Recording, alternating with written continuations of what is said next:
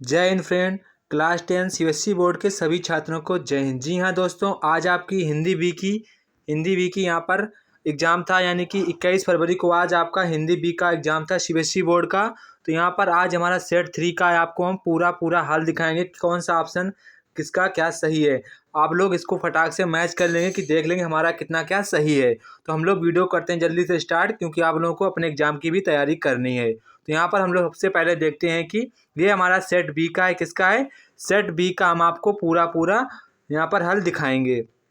तो यहाँ पर हमारा जो सबसे पहले क्वेश्चन यहाँ पर आएगा, तो यहाँ पर जैसे कि हमारा सबसे पहले क्वेश्चन यहाँ पर है, यह रहा हमारा सबसे पहले, वो निम्नलिखित में से कौन सा या कौन से वाक्य गद्यांश से मेल खाते हैं। तो यहाँ पर हमारा सबसे करेक्ट आंसर होगा यहाँ पर ऑप्शन नंबर डी। तो डी वाला हमारा इसका करेक्ट आंसर होगा, डी वाला यहाँ पर हमारा करेक्ट आंसर होगा। सिर्फ आप यहाँ पर आंसर मैच करेंगे तो यहाँ पर आपका टाइमिंग कम लगेगा। तो यहाँ पर इसके बाद क्वेश्चन नंबर 2 यहाँ पर हमारा कह रहा है कि क्वेश्चन नंबर 2 यहाँ पर निम्नलिखित कथन का कारण को ध्यानपूर्वक पढ़िए, उसके बाद दिए गए विकल्पों में से सही विकल्प को चुनकर लिखिए। तो यहाँ आपको स्टेटमेंट दिया गया और रीजन भी दिया गया, तो यहाँ आपको बताना है कौन सा स्टेटमेंट सही है गलत है, एक दूसरे की व्याख्या कर रहे हैं कि नहीं कर रहे हैं। तो यहाँ पर जो हमारा राइट आंसर होगा वो यहाँ पर हमारा ऑप्शन नंबर सी वाला इसका राइट आंसर होगा। ऑप्शन नंबर सी वाला यहाँ पर हमारा इसका राइट आंसर होगा। इसके बाद हमारा क्वेश्चन नंबर 3, प्रत्येक व्यक्ति खुशी के पीछे क्यों भाग रहा है। तो यहाँ पर हमारा इसका करेक्ट आंसर होगा ऑप्शन नंबर ए, आर्थिक विविधता के कारण, यानी कि ऑप्शन नंबर ए वाला हमारा इसका करेक्ट आंसर होगा। इसके बाद क्वेश्चन नंबर यहाँ पर हमारा 5, खुश रहने के लिए आवश्यक है। तो यहाँ पर हमारा इसका करेक्ट आंसर होगा ऑप्शन नंबर डी। तो यहाँ पर हमारा क्या आंसर होगा इसका? ऑप्शन नंबर डी यहाँ पर हमारा इसका करेक्ट आंसर होगा, संतोषी होना। इसके बाद क्वेश्चन नंबर 5, आजकल लोगों की चिंता के कारण हैं। तो यहाँ पर हमारा इसका करेक्ट आंसर होगा ऑप्शन नंबर ए, अस्वस्थ होना, वेतन कटौती, व्यावसायिक मंदी। तो यहाँ पर हमारा ऑप्शन नंबर ए वाला करेक्ट आंसर होगा।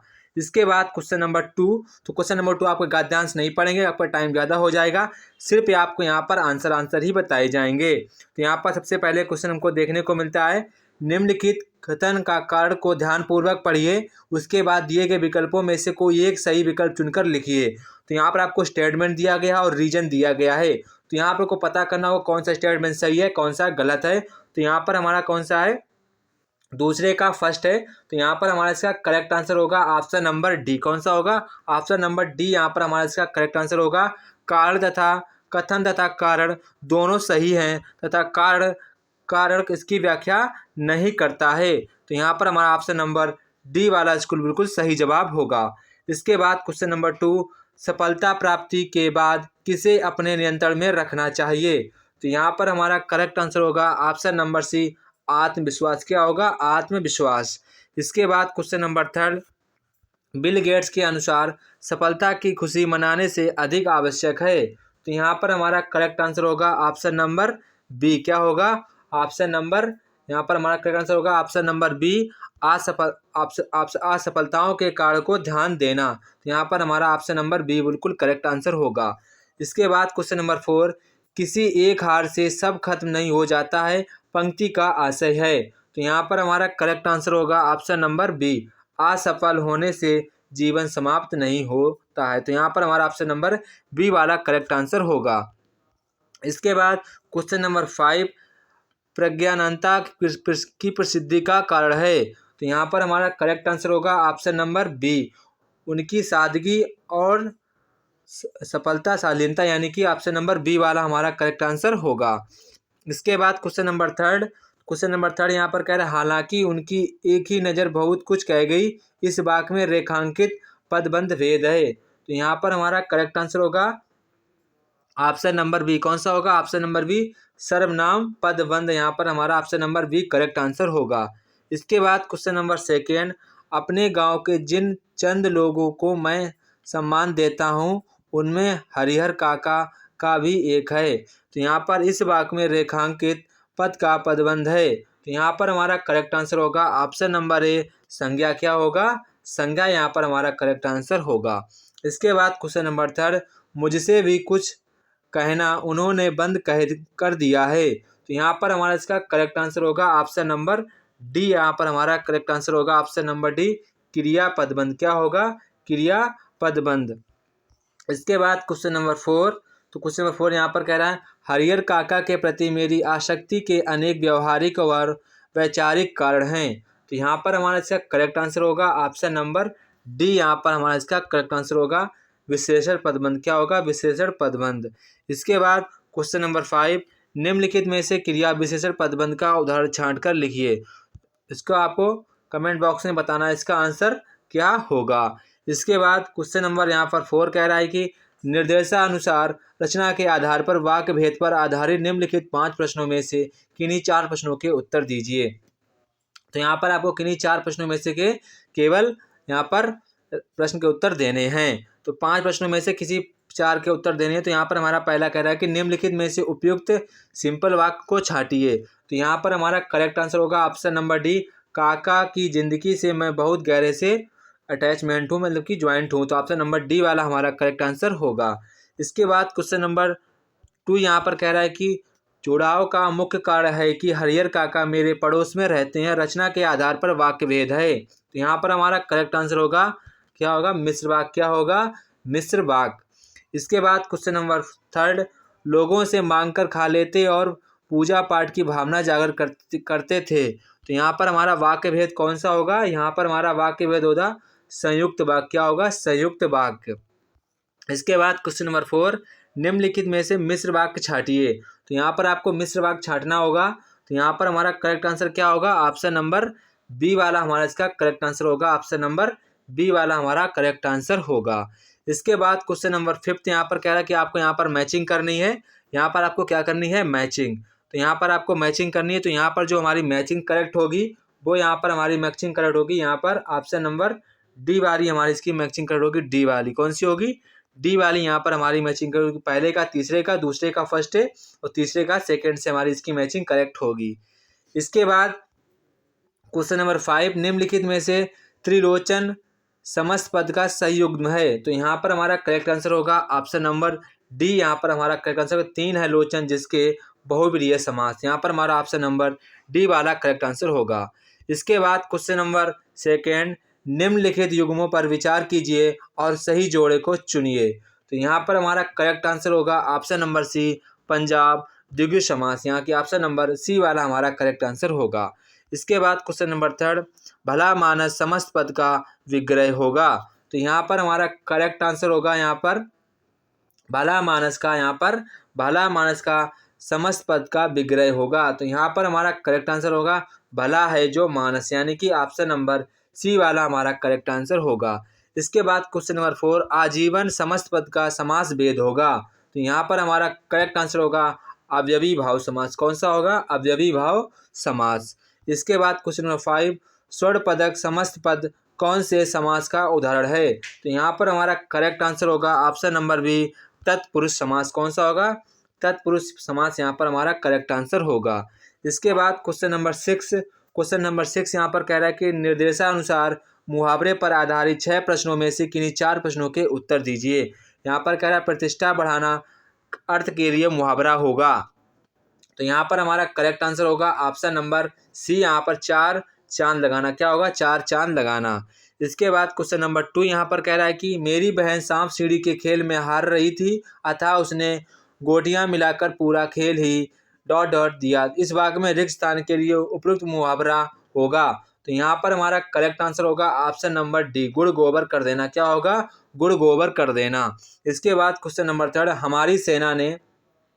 हमारी सेना ने दुश्मन को बुरी तरीके से हरा दिया।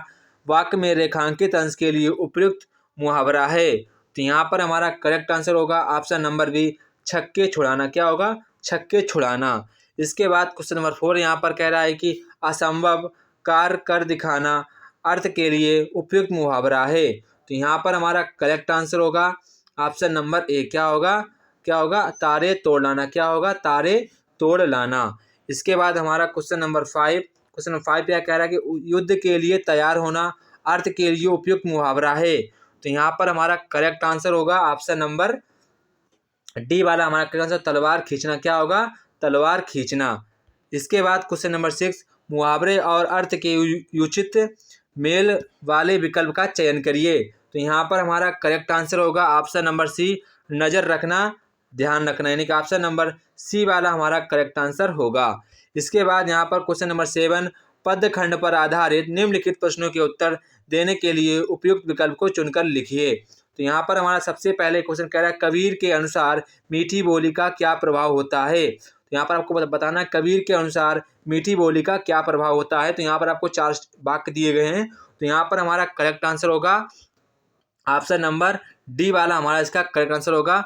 फर्स्ट और फोर्थ वाला हमारा करेक्ट आंसर होगा। कौन सा होगा? फर्स्ट और फोर्थ वाला, यानी कि फर्स्ट और फोर्थ वाला स्टेटमेंट हमारे करेक्ट होंगे। इसके बाद क्वेश्चन नंबर सेकेंड क्या करें, जिनके चरणों में पला ताल दर्पण जैसा फैला है विशाल, इन पंक्तियों में कवि ने ताल को किस रूप में चित्रित किया है। तो यहाँ पर हमारा करेक्ट आंसर होगा ऑप्शन नंबर बी, क्या होगा? विशाल जल स्रोत के रूप में। ऑप्शन नंबर बी वाला हमारा करेक्ट आंसर होगा। इसके बाद क्वेश्चन नंबर 8, निम्नलिखित पद्यांश को पढ़कर पूछे गए प्रश्नों के लिए सही विकल्प चुनकर लिखिए। तो यहाँ पर आपको विकल्प दिए गए, तो आपको पद्यांश को पढ़ना होगा, फिर आपको यहाँ पर विकल्प के उत्तर देने होते हैं। तो यहाँ पर हमसे कह रहा है कवि ने ऐसा क्यों कहा है कि मृत्यु से नहीं डरना चाहिए। तो यहाँ पर हमारा करेक्ट आंसर क्या होगा? ऑप्शन नंबर ए, क्या होगा? ऑप्शन नंबर यहाँ पर पहला वाला 8 का फर्स्ट का आंसर क्या होगा? मृत्यु तो असंभावी है, यानी कि ऑप्शन नंबर डी वाला हमारा करेक्ट आंसर होगा। इसके बाद क्वेश्चन नंबर 2 कह रहा है कवि जैसी मृत्यु सुमृत्यु कहता है, किस कैसी मृत्यु को सुमृत्यु कहता है। तो यहाँ पर हमारा करेक्ट आंसर होगा महान उद्देश्य के लिए मरने वालों की मृत्यु, यानी कि ऑप्शन नंबर सी वाला हमारा करेक्ट आंसर होगा। इसके बाद क्वेश्चन नंबर 3 यहाँ पर कह रहा है कि कैसी मृत्यु व्यर्थ है। तो यहाँ पर हमारा करेक्ट आंसर होगा ऑप्शन नंबर बी, जिस मृत्यु को याद ना किया जाए, यानी कि ऑप्शन नंबर बी वाला हमारा करेक्ट आंसर होगा। इसके बाद क्वेश्चन नंबर 4 यहाँ पर कह रहा है कि पशु प्रवृत्ति क्या है। तो यहाँ पर हमारा करेक्ट आंसर होगा ऑप्शन नंबर ए, अपने लिए जीना खाना। तो यहाँ पर हमारा ऑप्शन नंबर ए वाला सही आंसर होगा। इसके बाद क्वेश्चन नंबर 5 यहाँ पर कह रहा है कि कौन सा या कौन से वाक्य पद्यांश से मेल खाता है या मेल खाते हैं। तो यहाँ पर हमारा करेक्ट आंसर होगा ऑप्शन नंबर सी वाला हमारा करेक्ट आंसर होगा, फर्स्ट एवं थर्ड, यानी कि फर्स्ट वाला थर्ड वाला हमारा करेक्ट आंसर होगा। इसके बाद क्वेश्चन नंबर 9 यहाँ पर कह रहा है गद्य खंड पर आधारित निम्नलिखित प्रश्नों के उत्तर के लिए उचित विकल्प चुनकर लिखिए। तो यहाँ आपको विकल्प दिए गए हैं, इसको आपको पढ़ना होगा। कौन से वाक्य कारतूस एकांकी से मेल खाते हैं। तो यहाँ पर हमारा करेक्ट आंसर होगा ऑप्शन नंबर डी। कौन सा होगा? ऑप्शन नंबर डी, थर्ड और फोर्थ वाला हमारा करेक्ट आंसर होंगे। इसके बाद क्वेश्चन नंबर यहाँ पर सेकेंड यहाँ पर कह रहा है ततारा वामिरो कथा में ततारा की कौन सी विशेषताएं उभर कर आती हैं। तो यहाँ पर हमारा करेक्ट आंसर होगा नेक साहसी मददगार, यानी कि ऑप्शन नंबर सी वाला हमारा करेक्ट आंसर होगा। इसके बाद क्वेश्चन नंबर 10 यहाँ पर कह रहा है कि आपको यहाँ पर ये गद्यांश दिया गया है, इसको आपको पढ़ना होगा। इसके बाद यहाँ पहला प्रश्न पूछ रहा है कि कक्षा में प्रथम आने पर छोटे भाई के व्यवहार में बड़े भाई के प्रति झिझकने लगा। तो यहाँ पर आपको इसका आंसर क्या होगा? प्रसन्नता। क्या होगा? प्रसन्नता। यहाँ पर ऑप्शन नंबर ए वाला हमारा करेक्ट आंसर होगा। इसके बाद क्वेश्चन नंबर 2 यहाँ पर कह रहा है कि छोटा भाई बड़े भाई साहब को आड़े हाथों लेना चाहता था परंतु वैसा कर नहीं पाया क्योंकि। तो यहाँ पर हमारा करेक्ट आंसर होगा, यहाँ पर हमारा आंसर क्या होगा? ऑप्शन नंबर यहाँ पर होगा ऑप्शन नंबर सी वाला। कौन सा होगा? Option number C. यहाँ पर हमारा करेक्ट आंसर लोग लाज का डर था, यानी कि ऑप्शन नंबर सी वाला हमारा करेक्ट आंसर होगा। इसके बाद क्वेश्चन नंबर 3, छोटे भाई के अव्वल आने पर भाई साहब के व्यवहार में क्या अंतर आया। तो यहाँ पर हमारा करेक्ट आंसर क्या होगा? ऑप्शन नंबर बी, उनके रौब में थोड़ी नरमी आ गई थी, यानी कि ऑप्शन नंबर बी वाला हमारा करेक्ट आंसर होगा।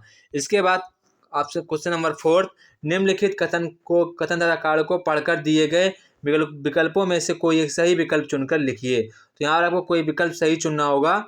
तो यहाँ पर आपको स्टेटमेंट दिया गया, रीजन दिया गया, तो आपको बताना होगा कौन सा स्टेटमेंट किसकी व्याख्या कर रहा है। तो यहाँ पर आपको बताया कौन सा आंसर करेक्ट होगा। तो यहाँ पर हमारा आंसर कौन सा करेक्ट होगा? यहाँ पर हमारा आंसर सही होगा ऑप्शन नंबर डी वाला हमारा करेक्ट आंसर होगा। कौन सा होगा? ऑप्शन नंबर डी वाला यहाँ पर हमारा करेक्ट आंसर होगा। डी वाला कौन सा होगा? डी वाला। इसके बाद हमारा क्वेश्चन नंबर ये शायद यहाँ पर कह रहा है कि विकल्प को चयन करिए। तो यहाँ पर हमारा कौन सा होगा? यहाँ पर भी हमारा विकल्प डी वाला ही सही होगा। कौन सा होगा? डी वाला ही सही होगा। इसके बाद हम देखते हैं क्वेश्चन नंबर 11।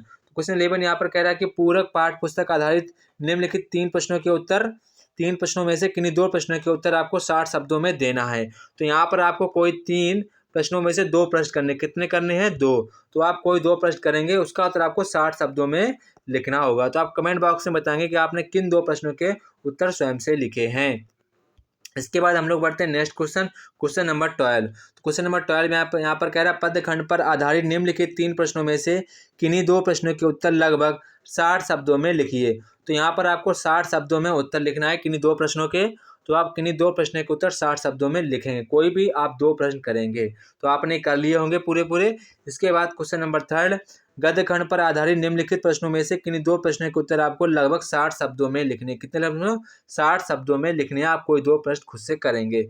इसके बाद क्वेश्चन नंबर 14 यहाँ पर कह रहा है कि निम्नलिखित 3 विषयों में से किसी एक विषय पर दिए गए संकेत बिंदुओं के आधार पर लगभग 100 बिंदुओं का एक अनुच्छेद लिखिए। यानी कि आपको 100 बिंदुओं पर एक अनुच्छेद लिखना होगा। तो यहाँ पर आप कमेंट बॉक्स में बताएंगे कि आपने किस पर, कौन से टॉपिक पर आपने यहाँ पर निबंध लिखा है, अनुच्छेद मतलब कि लिखा है। तो यहाँ आप बताएंगे, ठीक है। तो किस पर लिखा है आप कमेंट बॉक्स में उसका नाम लिखेंगे। इसके बाद क्वेश्चन 15 यहाँ पर लेखन शैली, यहाँ पर कि आप पत्र वगैरह लिखने को आते हैं तो आपने लिख लिए होंगे। इसके बाद हमारा क्वेश्चन नंबर 16 भी आप लोगों ने अच्छे तरीके से कर लिया होगा। ये आपका पूरा पूरा हल था। वीडियो को कर लें सब्सक्राइब, क्योंकि आपको इसी चैनल पर सभी के हल मिल जाएंगे। जय हिंद दोस्तों, फिर मिलते हैं अपने नेक्स्ट वीडियो में। वीडियो पर नए हैं तो वीडियो को सब्सक्राइब जरूर करें।